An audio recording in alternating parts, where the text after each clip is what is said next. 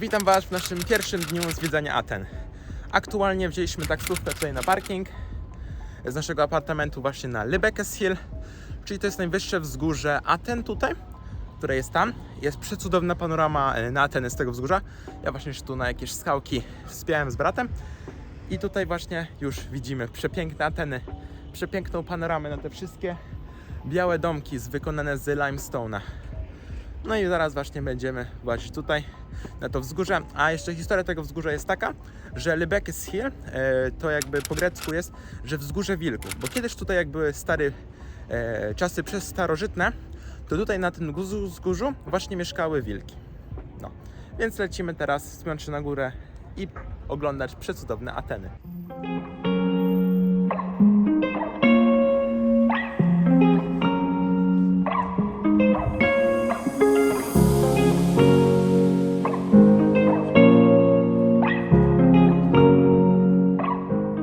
Jesteśmy właśnie już na samym szczycie tego wzgórza. Jak widzicie, za mną jest przecudowna panorama na Ateny. Tam w oddali widać też Akropol.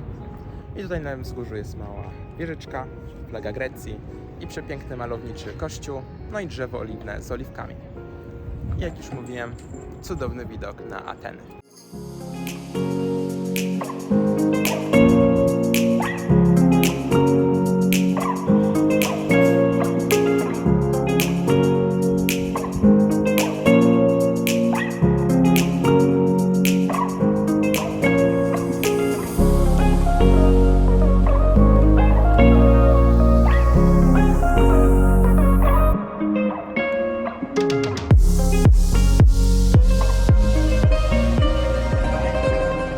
Właśnie schodzimy już z tego wzgórza i kierujemy się właśnie do Syntagma Square, czyli tam, gdzie będziemy mogli zobaczyć zmiany warty nad grobem nieznanego żołnierza tutaj, a potem się kierujemy do stadionu, a także do tego świątyni Zeusa. Więc idziemy teraz w dół do tych właśnie miejsc.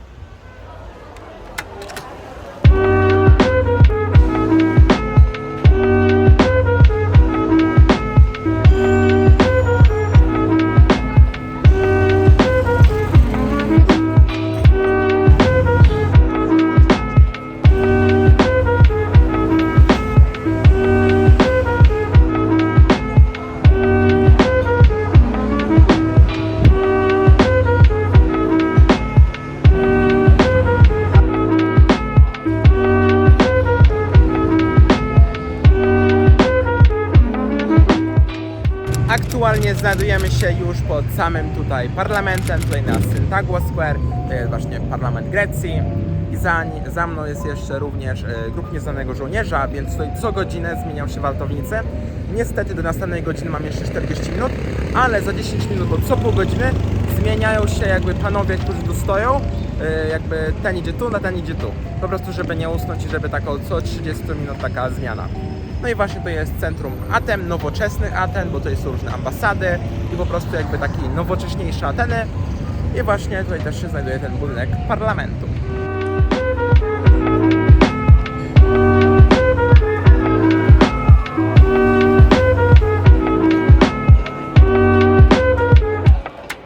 Tutaj właśnie na stacji metro Syntaga pod parlamentem jest ekspozycja artefaktów starożytnej Grecji, które zostały wynalezione podczas budowy tego metra.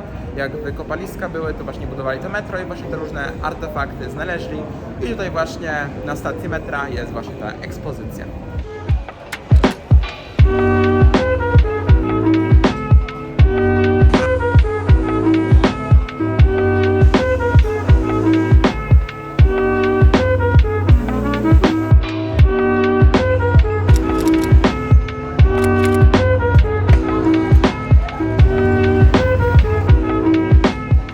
Jak w Nowym Jorku, tutaj właśnie w Grecji większość taksówek są żółtych, a zatem dla fanatyków gry bicie jak są żółte auta, będziecie mieli tutaj dużo okazji do bicia się.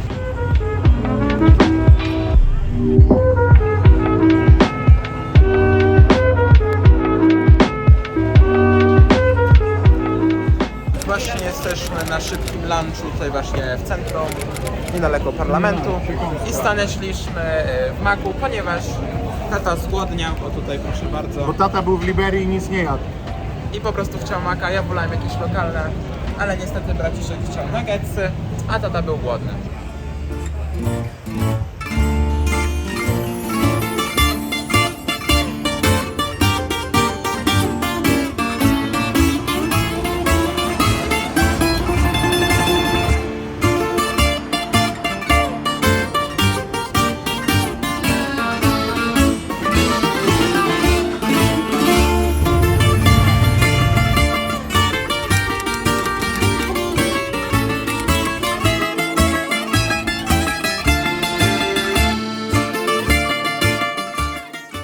Niedaleko już ruin świątyni Zeusa, jesteśmy właśnie pod pałacem Zateion. Zaraz wyjdziemy do środka i wam pokażę kawałek środka, a tak właśnie wygląda z zewnątrz. I strasznie słońce świeci, jak widzicie. Strasznie słonecznie i ciepło dzisiaj jest.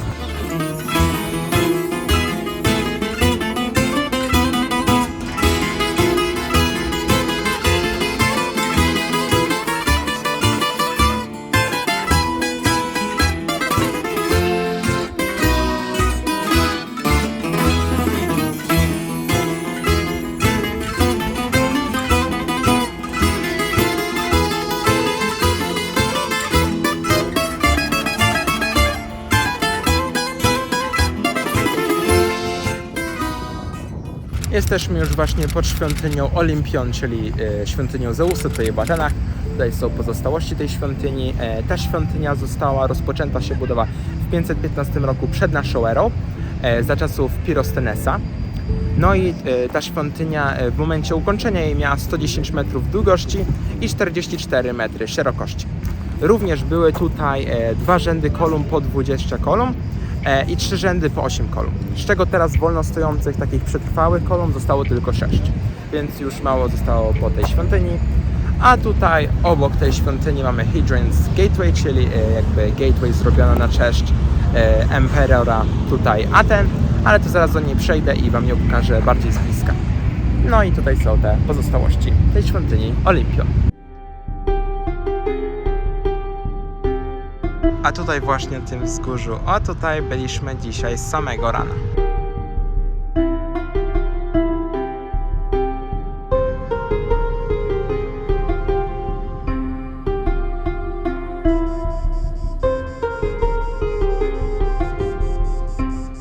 Tutaj obok świątyni Zeusa, tutaj na terenie tego obiektu Olimpion, mamy również pozostałości po Roman Bathhouse, który został zbudowany za czasów emperora Hadriana. I tutaj właśnie są pozostałości tych łazienek.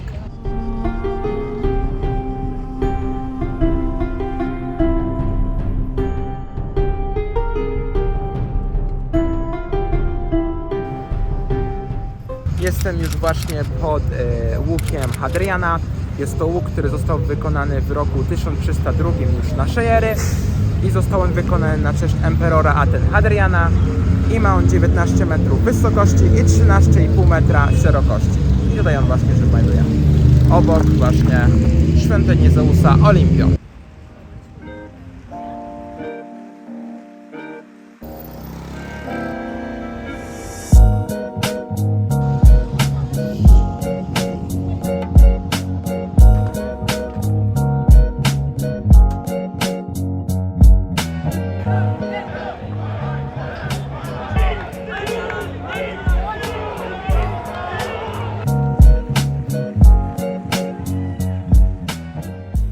Aktualnie znajdujemy się na stadionie olimpijskim tutaj w Atenach. Jest to stadion, który powstał w IV wieku, a także były tu hostowane zawody olimpijskie w 1896 roku, czyli pierwsze zawody olimpijskie, jakie kiedykolwiek były hostowane. Stąd właśnie również pochodzi ogień olimpijski, który na zawodach wszystkich olimpijskich, gdziekolwiek są w świecie, jest zapalany. To właśnie stąd on jest. No i właśnie jeszcze w 2004 tutaj właśnie na tym stadionie w Atenach odbyła się ceremonia otwarcia zawodów olimpijskich, które hostowały Ateny w 2004 roku. A także również z tego stadionu widać wodę Akropol, a także również jakieś tutaj fajne zawody się odbywają, więc bardzo fajne jest to miejsce.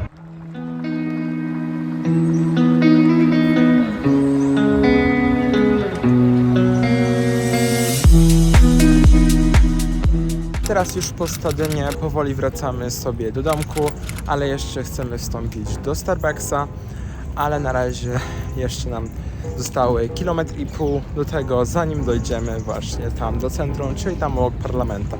Tam był Starbucks, również jak i McDonald's. I właśnie wracamy, nogi już super zmęczone, ponieważ już pokonane dużo kilometrów, ale jeszcze tylko chwila. Już powoli wracamy i będzie można odpocząć sobie już w domku.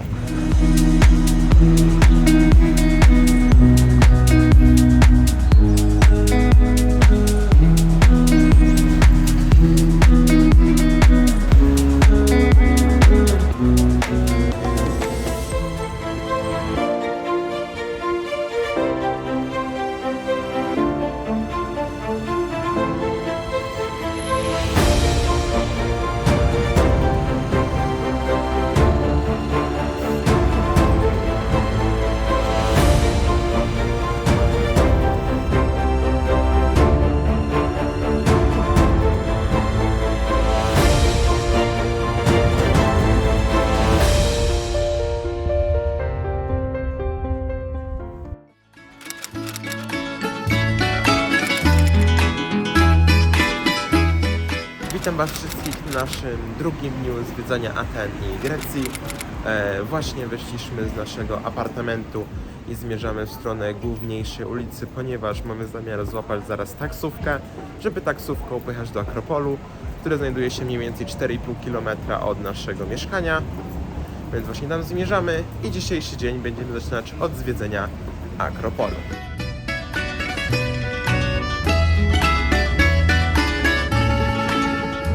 Μην ξεχάσεις Χελιδόνη στην πατρίδα μου που πας, να κοιτάς κάθε μπαλκόνι, κάθε πόρτα να ρωτάς τι να γίνεται ο κυρφώτης. Aktualnie właśnie jesteśmy już na miejscu, gdzie jest Akropolis.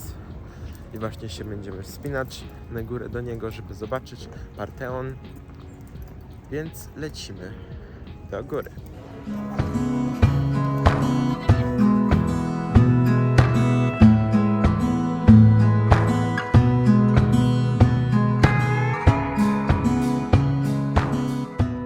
Znajdujemy się właśnie przy wejściu do Akropolu, ponieważ jest tu kolejka, ponieważ wpuszczają daną ilość osób na górę, ponieważ żeby nie było za dużo, więc czekamy sobie. I tutaj właśnie z tyłu za mną znajduje się teatr Dionizesa. Jest to bóg grecki wina. Teatr powstał w IV wieku przed naszą erą, ale już pierwsze komedie i tragedie były puszczane w V wieku przed naszą erą. Różni tu tragicy Grecy mogli puszczać już swoje pierwsze tragedie, takie jak Sofokles czy Epiriodes. Właśnie w tym oto teatrze. Ten teatr również może pomieścić 17 000 osób.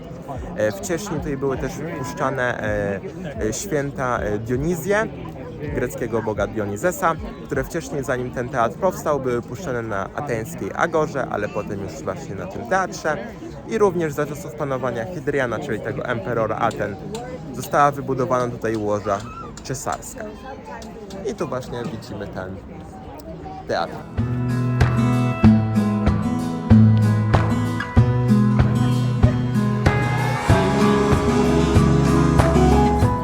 Jak widzicie, są przedługie kolejki tutaj, żeby w ogóle wejść na ten Partheon, tutaj do Akropolu, ponieważ jest multum turystów, żeby w ogóle zobaczyć to miejsce.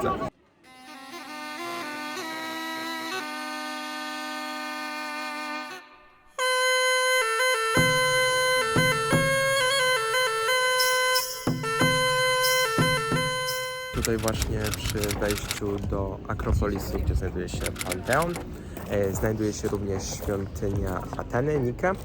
Jest to świątynia, która oczywiście była zrobiona na cześć Ateny, która oczywiście jest tą figurką Aten. Sama nazwa mówi Ateny. Właśnie ich protektowała przed różnymi wojnami i nie tylko. I tu właśnie na balustradzie tej świątyni, która znajduje się na południowej stronie tego wzgórza, są figurki Ateny.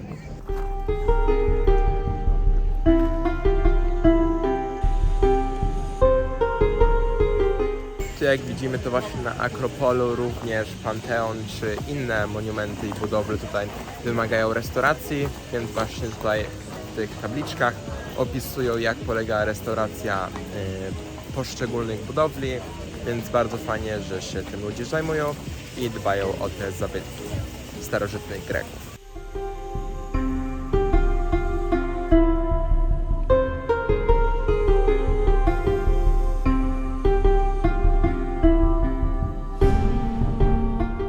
Znajdujemy się właśnie już pod samym Panteonem tutaj na Akropolu, czyli na tym wzgórzu, które nazywa się Akropolis. W ogóle ciekawostka do słowa Akropolis jest taka, że akro oznacza najwyższy, a polis oznacza miasto, czyli tak jakby najwyższe miasto. Panteon został budowany w ramach projektu Pirosteklesa, który chciał odbudować te wszystkie tutaj budowle i monumenty właśnie na tym wzgórzu po wojnach perskich, które odbyły się w 480 roku przed naszą erą. No i właśnie Panteon był budowany od 447 roku do 438 roku przed naszą erą, ale już kompozycje ziemb, które znajdowały się na terenie tego obiektu, skończyły budowlę w 432 roku przed naszą erą. I naprawdę powiem Wam, że ten budynek i w ogóle całe to miejsce Akropolisu robi naprawdę wrażenie. Jest to ogromne. Naprawdę, wow. Po prostu, że nasi przodkowie Grecy tutaj starożytni takie piękne budowle wznosili, że naprawdę bardzo, bardzo fajnie.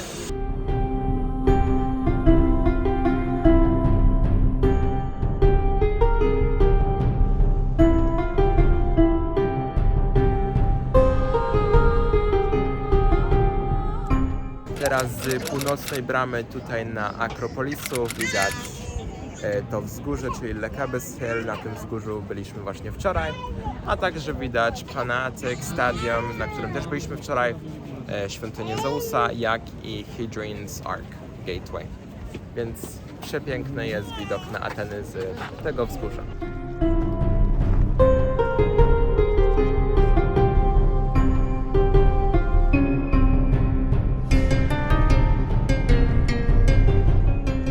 Tutaj obok Panteonu znajduje się Erthieron, czyli budynek, który podchodzi nazwa od mitycznego króla Aten, czyli Erychtelesa, coś takiego. Nie wiem, czy dobrze to mówię, ale mniej więcej tak. I ten budynek został rozpoczęta budowa przed wybuchem Peloponejskich wojen, a był dopiero skończony w 406 roku przed naszą erą. I tutaj przed tym budynkiem jest taka bardzo ładna weranda, jak to się nazywa, która jest zrobiona z po prostu figurek Ateny, które podtrzymują te balustrady tutaj właśnie.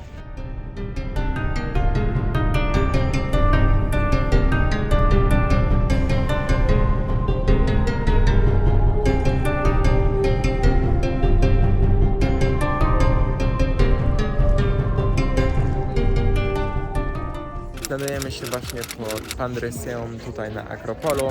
Jest to budynek, który powstał w miejscu, w którym kiedyś Athena i Poseidon toczyli walkę o to, kto będzie patronem tego miasta Aten. Oczywiście wygra Atena.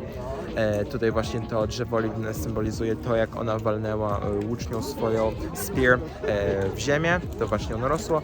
I jak Poseidon swoim trident walnął w ten salty spring, tutaj powstało podobno.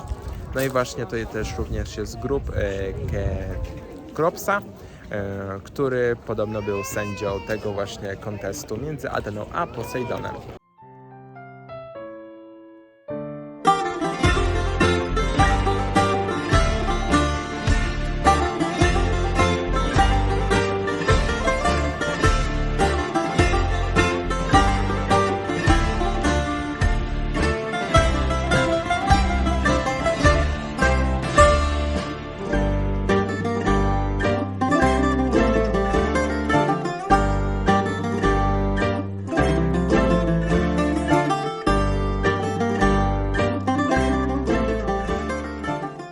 Znajdujemy się właśnie tutaj, gdzie kiedyś stała Rzymska Agora, czyli miejsce jakby zgromadzeń i handlu. Było tutaj Forum Rzymskie i to Forum Rzymskie, właśnie też Agora, była budowana od XIX do XI roku przed naszą erą dzięki dofinansowaniu przez Juliusza Cezara Augusta, a także Oktawiana Augusta. I tutaj właśnie jest to miejsce, gdzie kiedyś to stało, a tutaj z tyłu jest wieża wiatrów, do której zaraz podejdziemy.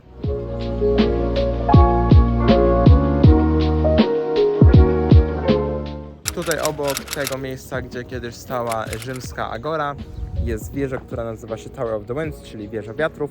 I jest to wieża, która jest zasilana wodą, to czy była zasilana wodą z Akropolu i jest to jakiś podobno zegar astronomiczny.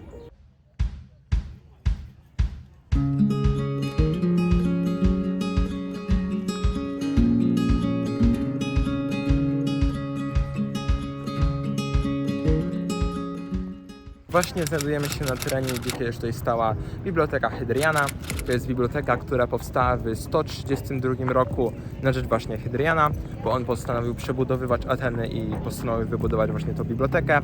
Ta biblioteka znajduje się na północ od Forum Rzymskiego i również jest zbudowana jak forum, ponieważ miała monumentalne wejście, jak się wchodziło na dół jakby do tej właśnie biblioteki, które uległo zniszczeniu w 1651 roku, ponieważ wtedy właśnie było tutaj trzęsienie ziemi. W bibliotece książki były trzymane właśnie na wschodniej części, czyli tutaj, a także fasadę tej biblioteki były zdobione w porządku korynckim i również na placu wewnętrznym, czyli Perysteles, tak się nazywał wewnętrzny plac, był basen, który zdobił tą bibliotekę i to przecudowne miejsce.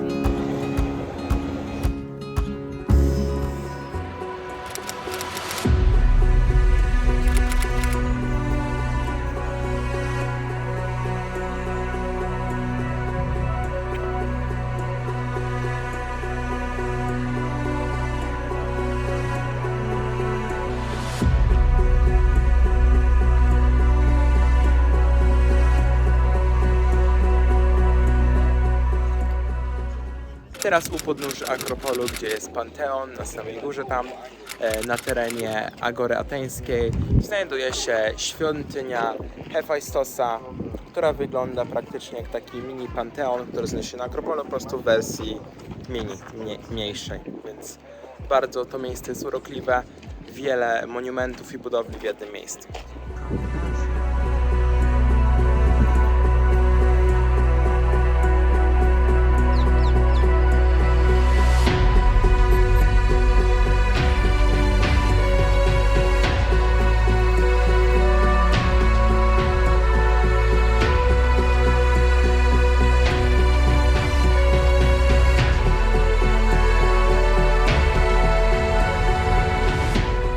A tutaj właśnie na terenie tej Agory Ateńskiej u wzdłuż tego wzgórza Akropolu mamy dwie statuetki dwóch największych filozofów na świecie, czyli Sokratesa greckiego i Konfucjusa z Chin, chińskiego oczywiście.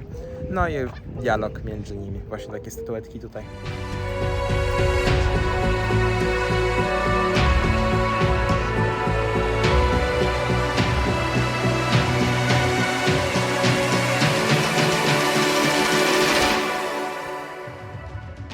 Aktualnie znajdujemy się pod budynkiem Stoa de Atalos, czyli budynkiem tutaj właśnie na terenie Agory Ateńskiej, budynkiem zgromadzeń, handlu i spotkań właśnie Greków tutaj w Atenach.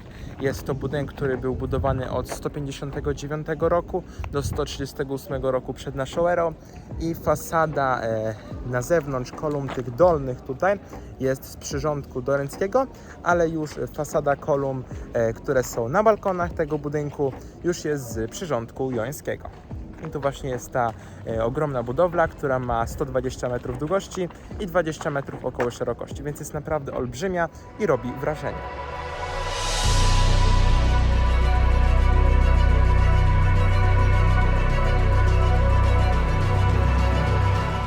Właśnie znajdujemy się już w środku tego budynku, czyli tego Atua of Atalos. I tutaj właśnie w środku tego budynku jest muzeum, które ma artefakty z przeróżnych epok, okresów tutaj różnych. Właśnie głównie artefakty z miejsca tego, czyli Agory ateńskiej.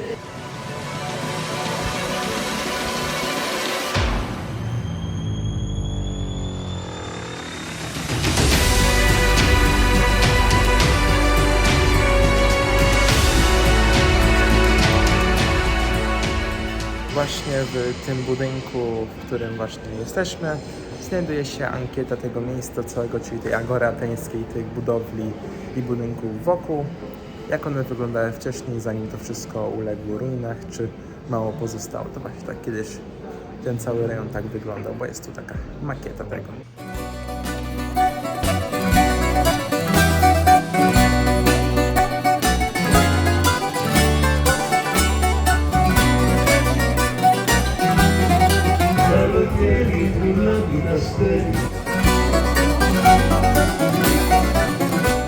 Aktualnie przechodzimy się ulicami Plaki.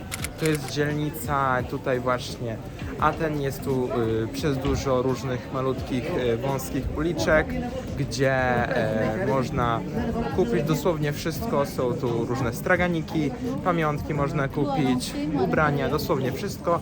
Jest tu bardzo fajnie, jest również bardzo dużo turystów, jak i ludzi, ale po prostu taki, powiedzmy, można powiedzieć, turecki bazar.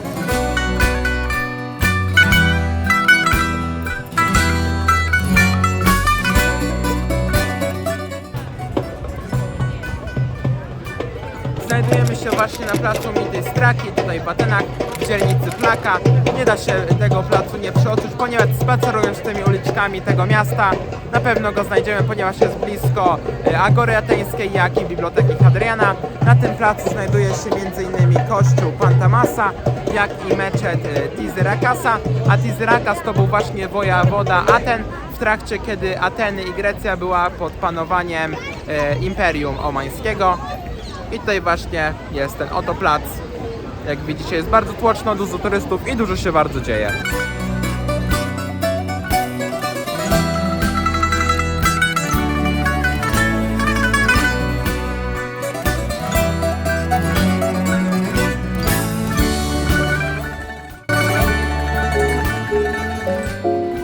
Już teraz po całym dniu zwiedzania powoli będziemy wracać do domu, ale najpierw jeszcze stanęliśmy w restauracji greckiej, żeby zjeść sobie kolację. O właśnie. Jedzonko już zjedzone, wszyscy są najedzeni. Zjedliśmy pyszne, lokalne, greckie szaszłyki, a teraz już powoli będziemy wracać do głównej ulicy, żeby złapać jakąś taksówkę i lecimy z powrotem do mieszkania.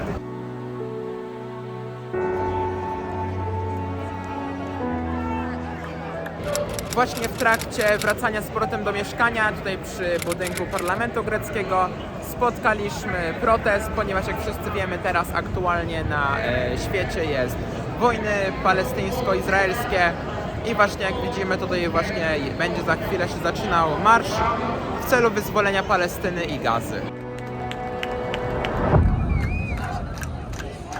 التي تعبر عن تضامنكم مع الشعب الفلسطيني. عاصمتنا الأبدية. القانون الدولي مؤكد.